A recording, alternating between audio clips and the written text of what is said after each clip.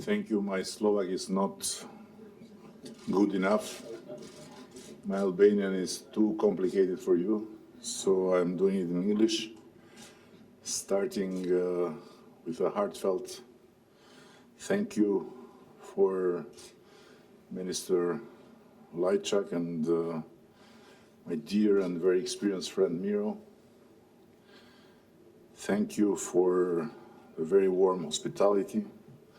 There's no doubt I'll take it with me, together with a strong impression of the very hot air condition in Slovakia.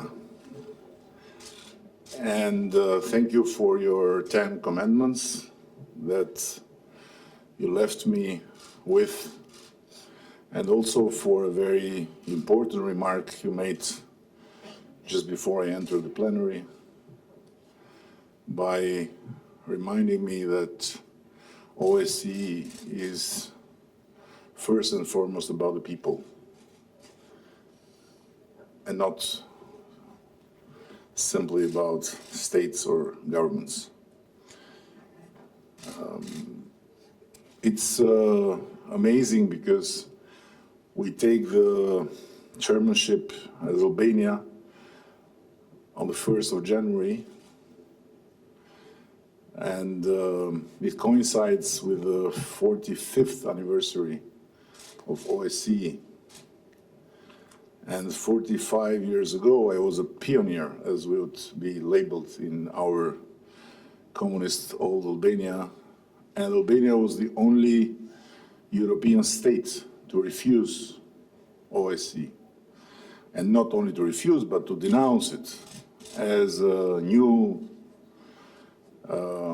gathering of corrupt and degenerated states, satellites of the Soviets that wanted nothing less than getting near with the United States.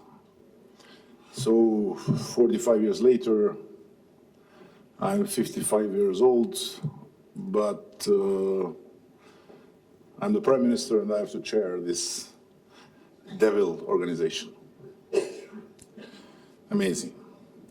Anyhow, throughout 2019, I must say dialogue in Europe was strongly supported by a very distinguished and capable OSCE chairmanship.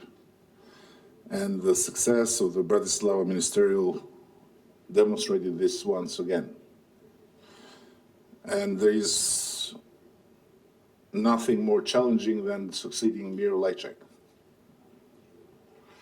Can you imagine an artist succeeding a very navigated diplomat? But I'm sure that with the help of everyone and with the support of our friends and partners, we will succeed, thanks also to a very, very capable young team we have put in the service of this mission. Without wanting to complicate things for journalists, I simply want to say that we'll focus on three main pillars. One is to make sure that the OSCE states implement our political commitments in good faith. Second, making a difference on the ground. Much easier said than done, but it's fact that the OSCE can deploy where sometimes no one else can, be it when preventing conflicts or observing elections. 3, building stability through dialogue, and we will present detailed priorities, of course, on 19th of January in Vienna, when our chairmanship will be fully functioning.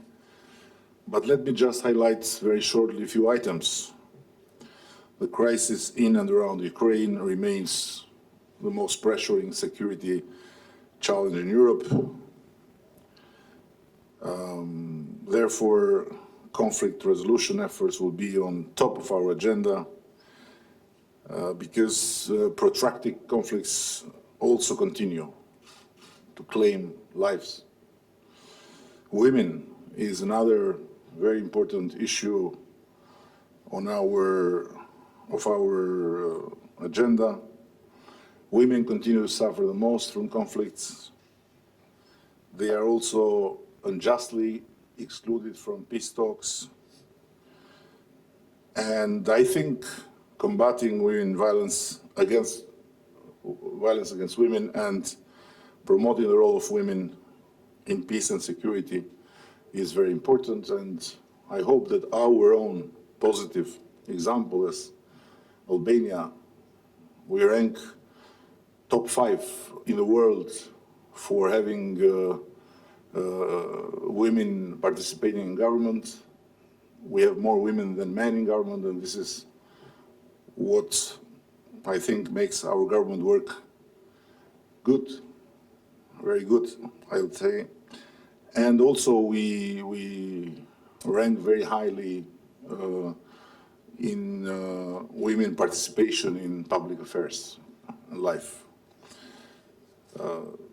Another issue is, of course, very pressing, and we have to put as much efforts as we can when it comes to intolerance and hate speech, which are spreading in Europe. And I strongly believe that anti-Semitism has to be fought as an imminent risk of blindness. And on the other hand, coming from a country that lives in what Pope Francis called religious fraternity, I must say that also anti-Muslim behavior and attitude has to be fought as an evident risk of madness. A major appointment will be the Tirana Conference on combating anti-Semitism on February and raising the flag against any form of hate speech and discrimination. So I hope I will welcome you all in Tirana for it, and I look forward during the whole chairmanship period to see you again.